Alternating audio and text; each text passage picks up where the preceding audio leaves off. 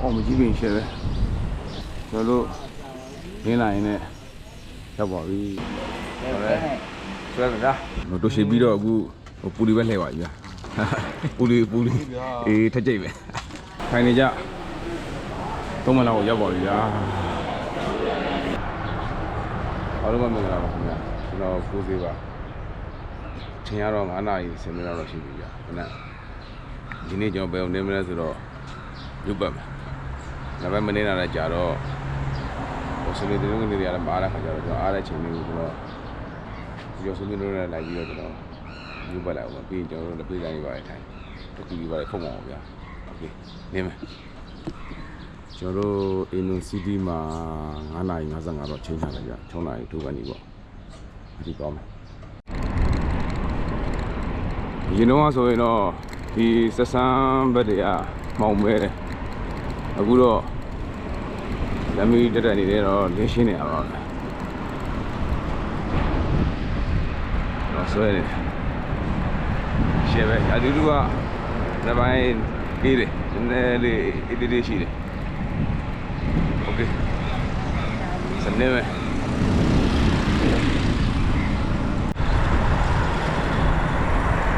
တော့သူကဘလုံးဝင်းရှိတော့ရောက်ပြီဒီကလမ်းပေါ်မှာဆွဲမယ်နေလာကြတော့မရပိုင်းနေတော့ကောင်းတယ်ကျွန်တော်ဘလူးတွေသွားတာကျွန်တော်မလိုက်နိုင်ဘူးဖြစ်နေတယ်မအားတာနဲ့ဒီမနက်ကတော့မရတော့ဘူးတော်နေနေတယ်နေမောက်ရတော့ဆက်လိုက်မယ်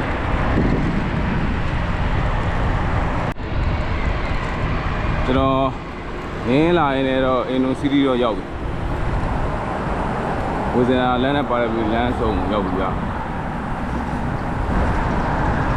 ဒီလိုဆိုမျိုးတော့ရောက်ပြီလားမရောက်ပြီလားတော့ပြီးသေးညဘက်ကွေးနာနဲ့ဆောင်းဟေးဘော်ပြီးတော့အေးတယ်အခုဆောင်းလာပါဗျာကွေးပြီ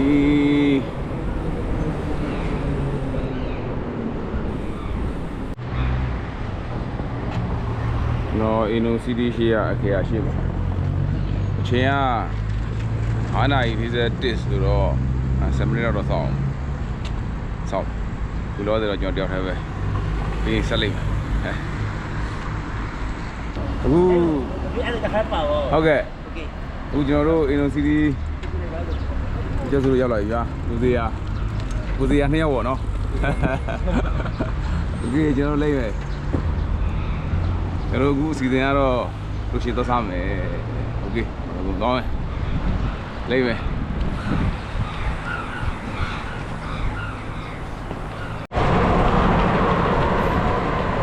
တို့ဝေဆန္ဒလမ်းတိုင်းကိုပဲ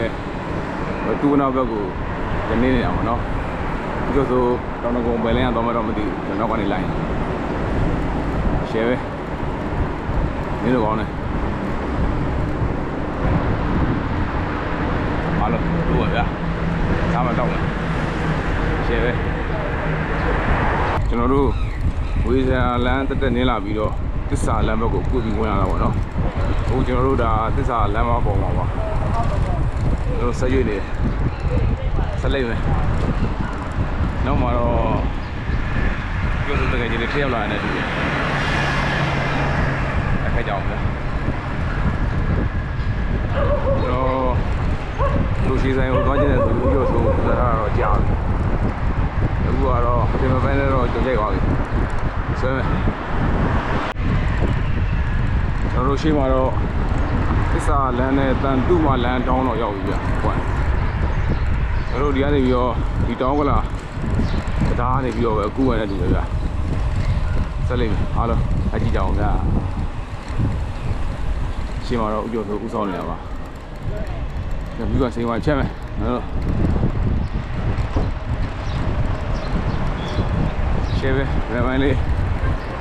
နင်းလို့ကောင်းတယ်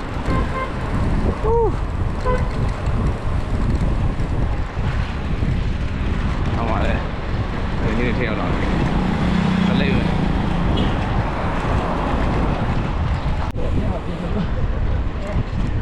哦，写呗。နေကမတွေတော့ကျွန်တော်ရဲ့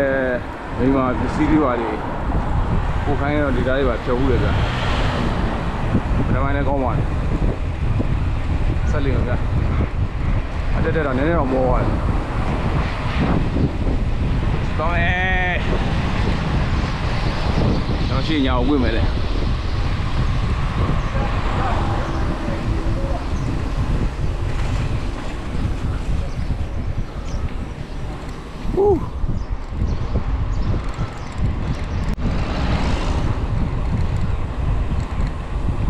ကျွန်တော်တို့ပင်လုံလမ်းကိုပေါက်သွားတာဗျာဘင်းတော့ဘုဘဆိုတာဟောဘောဘင်းတော့လမ်းလို့ပါလို့ပေါ့နော်အဲကျွန်တော်တို့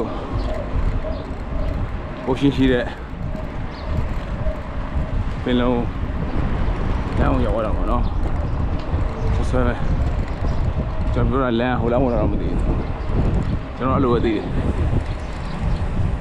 ဆက်တော့မယ်ကျွန်တော်ဒီကနေပြီးတော့ဒီဘက်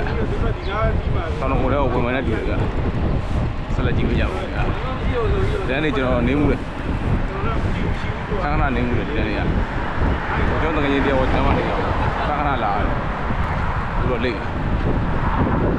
ရှယ်ပဲအဲဒီလူကတော့ဟိုခမှပဲမိုင်းနေဆက်လက်ကြကြအောင်ဗျာကျွန်တော်တို့တောင်တော်တော့ဝင်လာပြီဗျာဒီကြံခဲ့တဲ့ပွဲကကျွန်တော်ဘာပွဲမှမသိလို့ဆက်လိုက်ပဲမတင်မနဲ့ဒီနေ့သူရှိတိုင်းဟိုရောက်တော့မှာအခုကျွန်တော်တို့ပြည်အောင်စုလမ်းမကြီးတိုင်းကိုနေလာတာပေါ့နော်ကျွန်တော်ထင်တယ်ခုနအိုရှင်းရှိရလမ်းကလည်းပြောင်းသူလမ်းမကြီးနဲ့တူတယ်ဗျာကျွန်တော်လမ်းအသေးချာမသိဖြစ်သွားတယ်ဘလို့ဖြစ်ကျွန်တော်တို့လိမ့်မယ်သူရှိဆိုင်ထိလိုက်ခဲ့ကြအောင်ဗျာ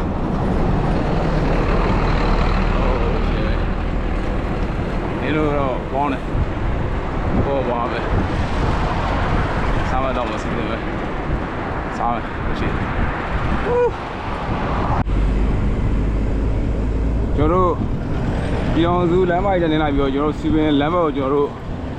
ဘယ်ကိုကွေးလိုက်ပြီဗျာ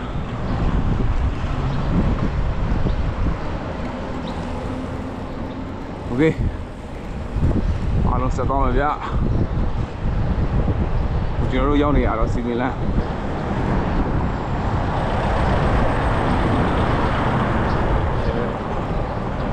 ရင်းတော့ကောင်းတယ်ကျွန်တော်တို့နည်းဆက်တယ်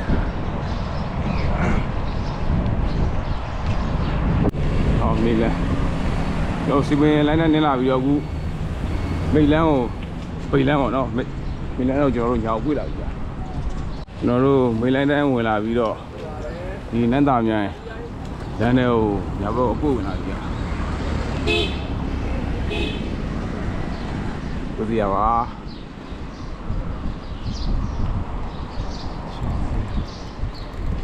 ဆိုင်ရကြီး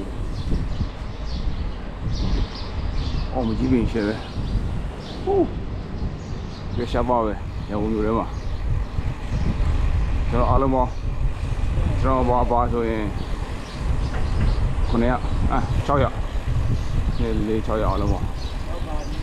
ကျွန်တော်တို့ရင်းလာရင်လည်းရောက်ပါပြီတို့ရှိနှစ်ပူရပြီကျွန်တော်တို့ကြည့်မယ်အိုး好了，再讲一下，这边的要了。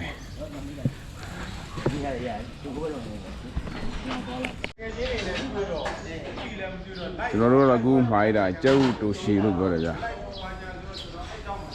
ငါတော့ရှည်လို့လုပ်တာ။ရှည်ပဲ။သူရှည်လိုက်ွဲလေးပေးပြပါညီမလေး။ဟုတ်။ဆောင်းမယ်။ဦးကျော်စိုးခေါ်လာတာ။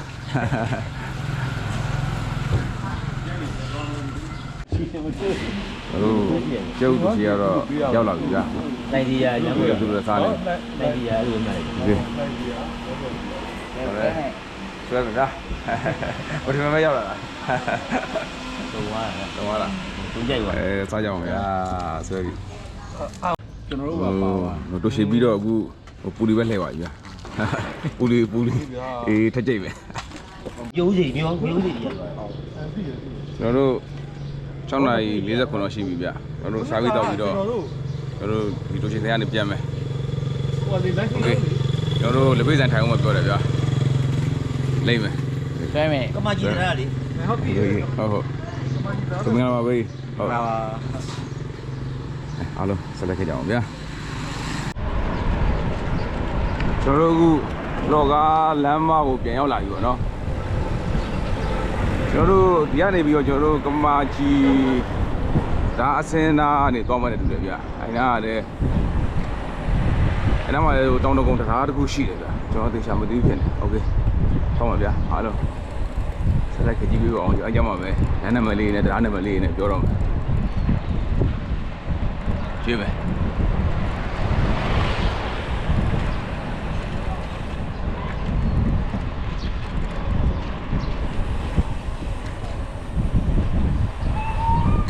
တောင်ကုန်းမျိုးဘဲကတော့တစ်စိနေသေးတယ်ဗျစောသေးဦးနဲ့တူကျွန်တော်တို့ဘယ်လိုကြွမယ်ပြည်တော်စုလမ်းမကြီးကိုကျွန်တော်တို့ပြန်ရောက်ပြီပြည်တော်စုလမ်းမကြီးနဲ့လောကလမ်းစုံကျ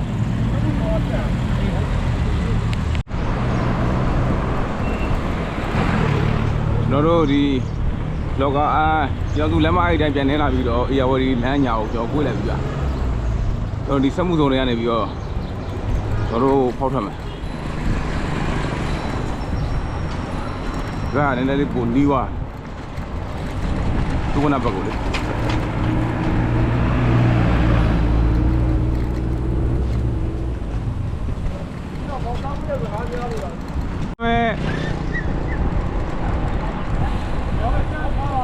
ကျွန်တော်တို့ဒီဘက်လမ်းတွေကတော့ကားတော့နည်းနည်းရှုပ်တယ်ဗျစက်မှုစုံခေါ်ကားလမ်းတွေက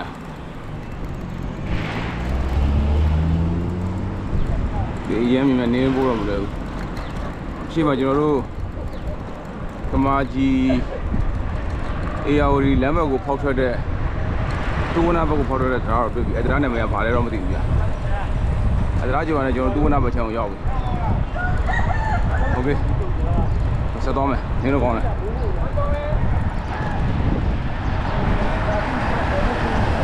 ဆက်လက်ကြအောင်ဗျာ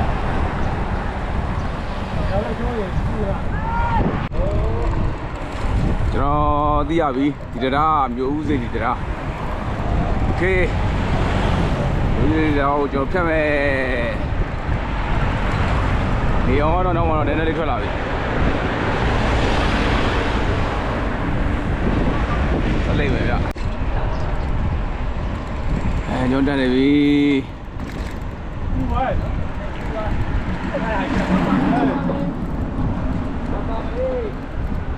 Bye bye. Oh, xin lỗi.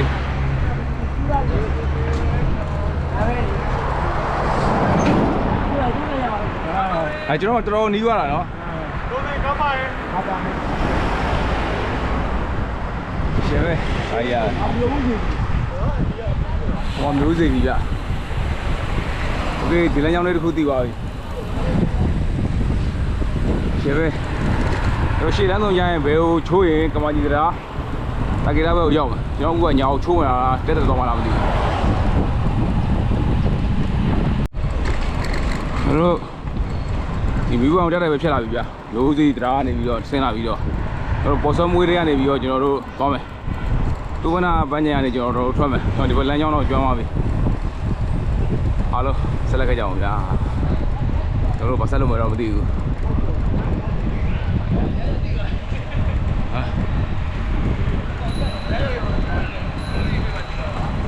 Cái này nó lắp vào đi vào gì đấy.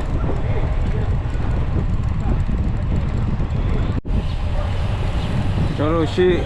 chai là cho nó nhào quên mà, một sáu mươi lăm màu trận nó. Đi cho nó tận tu mà lăm màu thôi.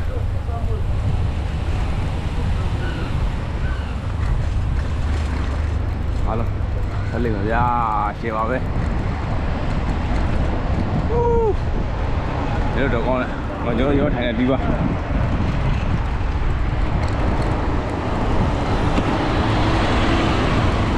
ဆက်လိမ့်မယ်ဗျကျွန်တော်တို့သူကနာပန်းချန်ရှိတော့ရောက်ပါတန်သူ့မှာလမ်းမပေါ့ကျွန်တော်တို့သူကနာလမ်းဆုံးတော့ပြောင်းပါပြီဗျာအခုပဲဖြတ်မယ်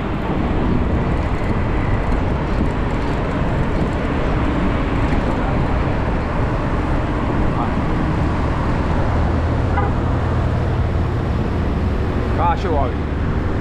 ကိုနာရီကြော်သွားပြီတူတယ်ဗျာဆက်လိုက်မယ်ကျွန်တော်တို့တံမွေတော့ကလမ်းစုံတော့ကြော်လာပြီဗျာကျွန်တော်တို့ဆက်ရွေးမယ်အခုတယောက်ကြံခဲ့နေတယ်တူတယ်နော်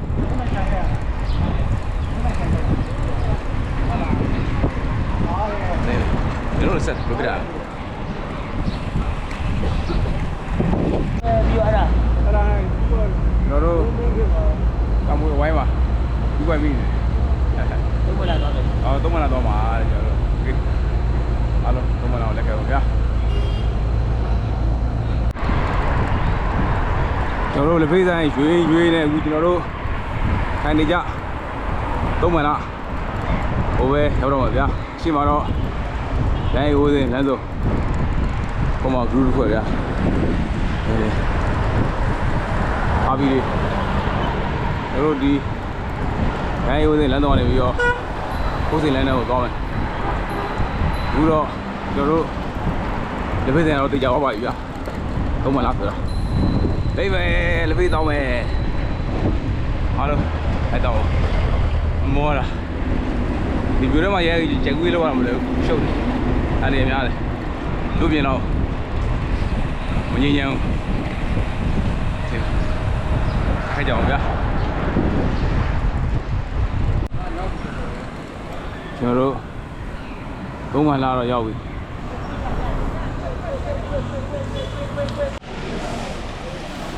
ကျွန်တော်တို့ထိုင်နေကြသုံးမှလာကိုရောက်ပါပြီဗျာ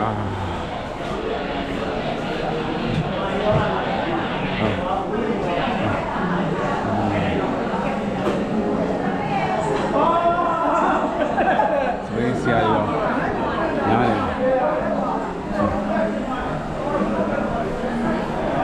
ဟေးဆမ်း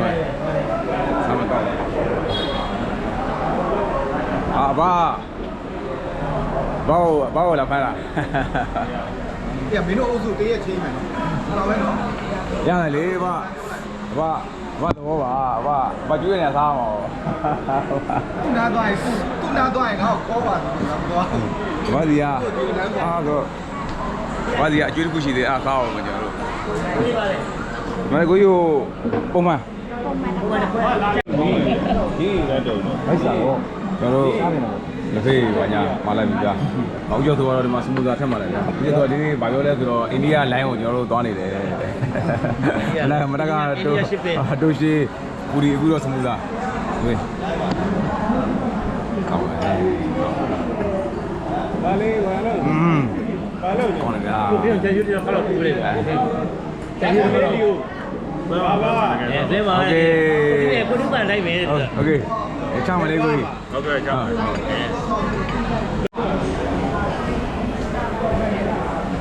ချိန်ရတော့မနက်8:30ရှိပါပြီဗျာကျွန်တော်တို့စားပြီးတော့ပြီးတစ်ဖေးတော့ပြီးပြန်ပြီးသုံးမလားနေဘာကြောင့်လဲတွေ့နေတော့ပါဘာကြောင့်ရွေးထိကျွန်တော်တို့စပိတ်စီးနေအောင်ကျွန်တော်တို့ကြိုးစားဘာကြောင့်ဒီကောလေ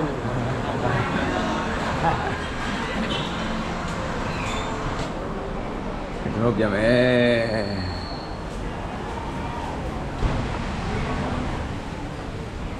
တော့ပြန်နေပြီစပိတ်နေတယ်ယူလိုက်အောင်မဟုတ်ကျွန်တော်တော့ဒီညာဘက်ကွေ့ပြီးတော့ပြန်မယ်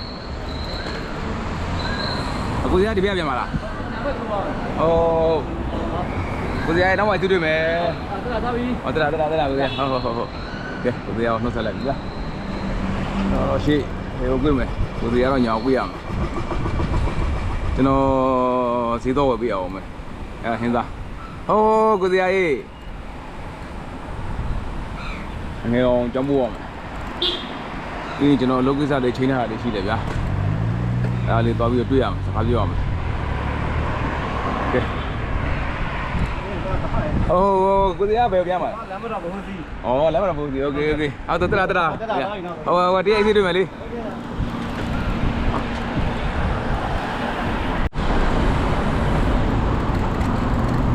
နော်ဘရာသာငါအသေးလမ်းဆုံးဖြတ်နေ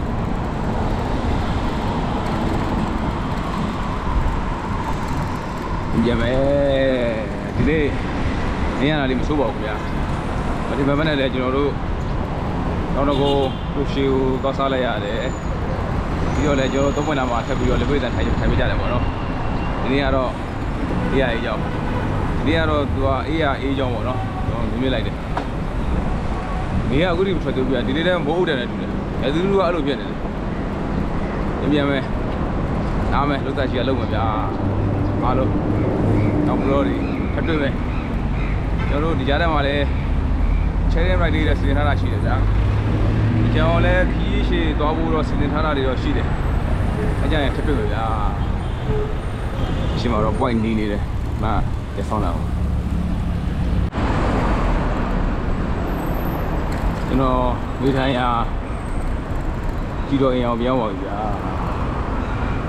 โอเคအားလုံးနောက်ဘလို့တွေထပ်တွေ့မယ်ဗျာနားမယ်လို့သက်ရှိရလုံးပါခင်ဗျာโอเคအားလုံးကျမချက်ကြပါဦးတက်မယ်